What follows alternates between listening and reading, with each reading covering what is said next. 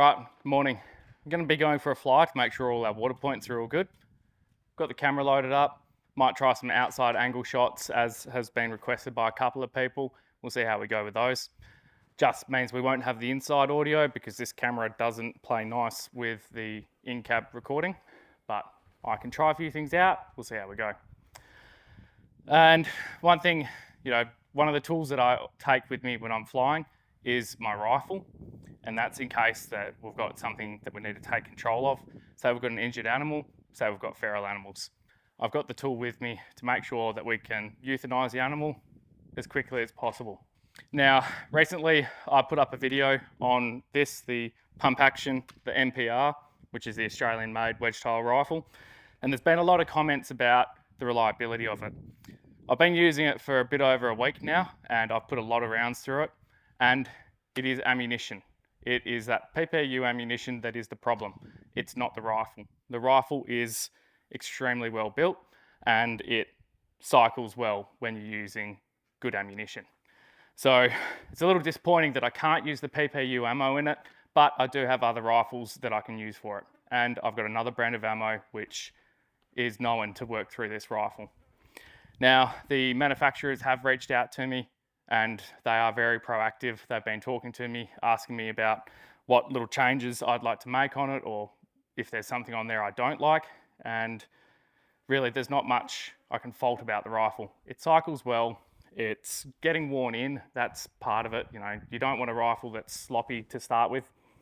And we're working with it. So one thing is that the pump doesn't have a lock at the front.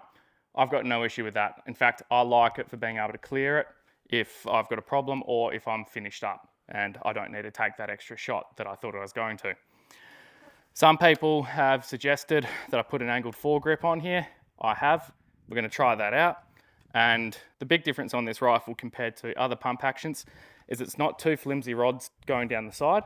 It's actually got 3 guide slots, which gives you a really good even pump from whatever angle you've got, because then you've got the push rod that runs across the top here, and that is thick and well built, and it's not going to get gummed up. So I'm really happy with the pump and the way that the rifle shoots. It is accurate. I've just got to spend more time on the range, but that means more ammo, and we're out here on the practical job. So I've got a new optic to try out on it, which will be fun. And also on the backup iron sights, they're going to be gone. I've got some canted ones on the way, which is just for anything that I need to finish off, in that very close range sort of stuff. One other thought is to put a tougher buffer spring in to send it home, but the disadvantage of that is that it will make it harder to pump back, and I'm not sure how I feel about that. I might give it a go. Pumping it back's not a problem. We do move a little bit when we are working the action, but it is a great rifle, and I'm not sure if that came across too well in the video that I did, but I like it. It's the tool that I'm carrying every day now because I've got good magazines that are reliable. The ammunition works well in it, and it's a very user-friendly system. Particularly with being able to just split the rifle in a few seconds out in the field, because that user-friendly situation is incredible. Being able to get in and service any issues that I have with the bolt system, quickly lubricate it, get up and running again in the field in seconds, instead of it being something really difficult and tricky and potentially needing a gunsmith to service. We're a long way from anything, and being able to quickly rectify problems is the key. We need to keep those rounds going, and we need to keep the systems reliable. Easy to maintain, lovely rifle. Costs a pretty penny, but for what we're doing, we need good tools. All right, let's go fly.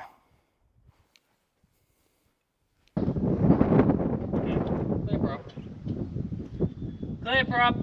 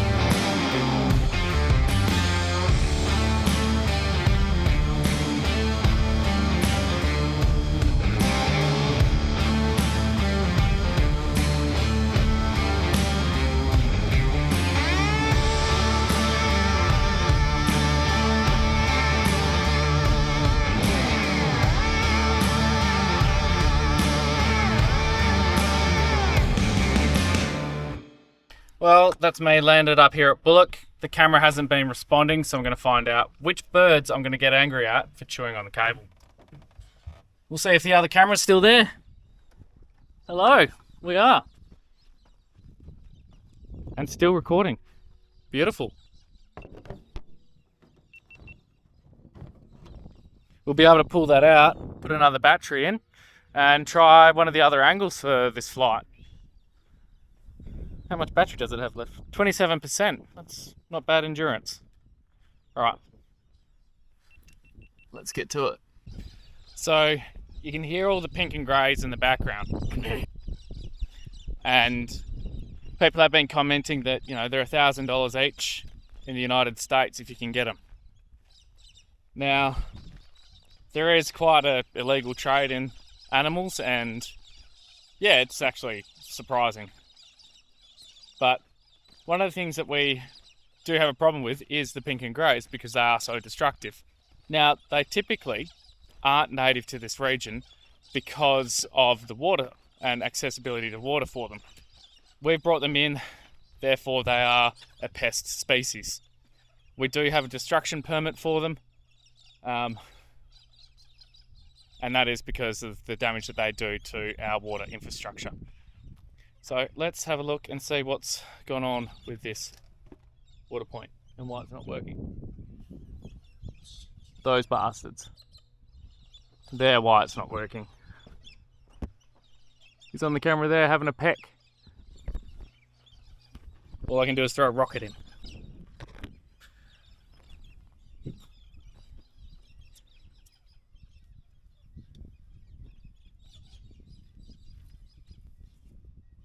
Alright, we've got power, delivering power, and we should be pushing power up the hill, up the tower. So I'm going to go have a look. Alright, this one's not in conduit, and they've had a peck, but that should only affect one of our cameras. So let's see if we've got another problem here. So possibly we've got a dead PoE injector or something wrong with our cable.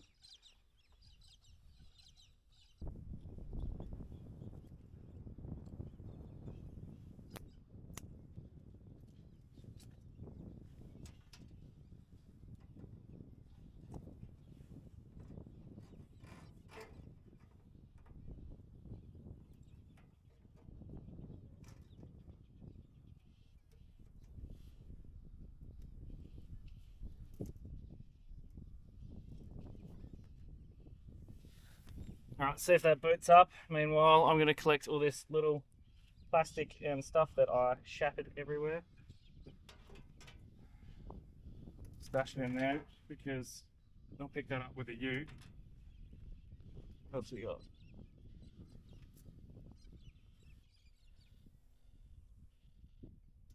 Alright. There's something with that cable because now we're online.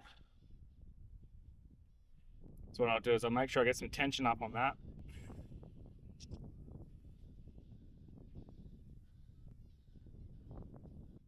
And I'm just going to send a message through saying that it's all good.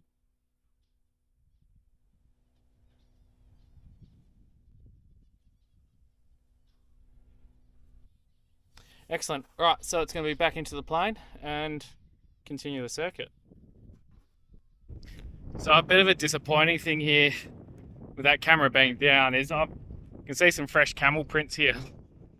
And yeah, if we had that intel up, we would have been able to do something about them. But it looks like they're coming in at night time, which means it's going to be interesting knowing where and when they are at night, so we can try out some thermal equipment. And we might be getting that today. So, or thermal and night vision equipment. So one thing while I'm here, the tank is a little bit low, but she is keeping up. So this is another potential unit that we can whack a 24-hour power system on. I've got a battery coming to test that out and see how we go, which, yeah, if that becomes a viable option for keeping those waters up, well, we're going to do it. Means that we can turn the speed down slightly but keep the operating hours up. So I'll check my wind.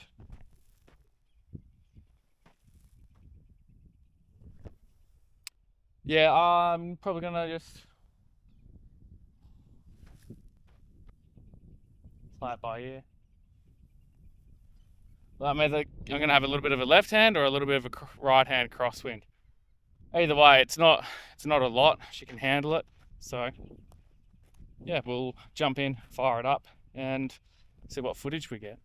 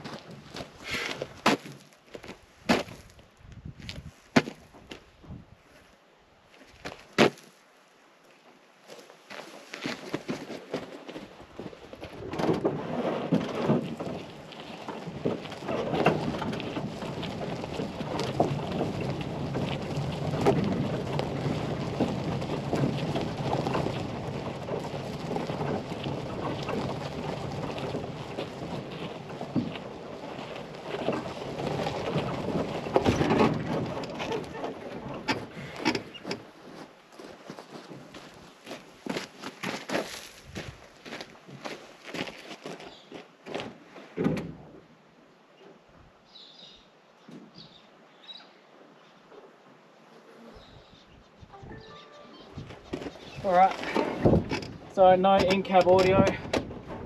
Get that fuel pumping to keep it cool. Headset on, comms on.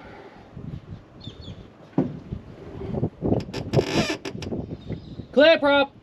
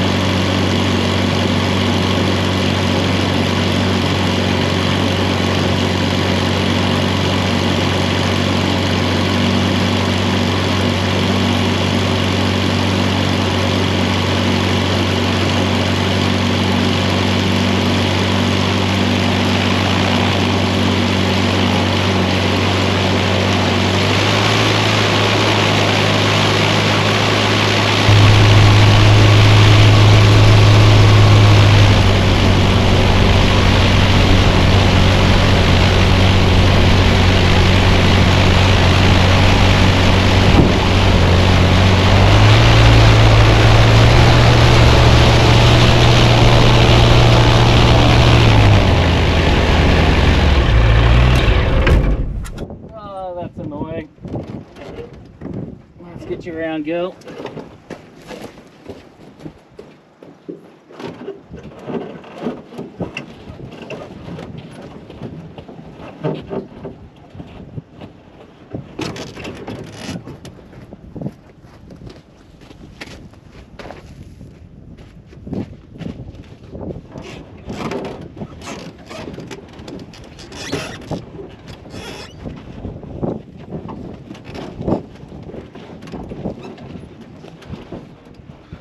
Right.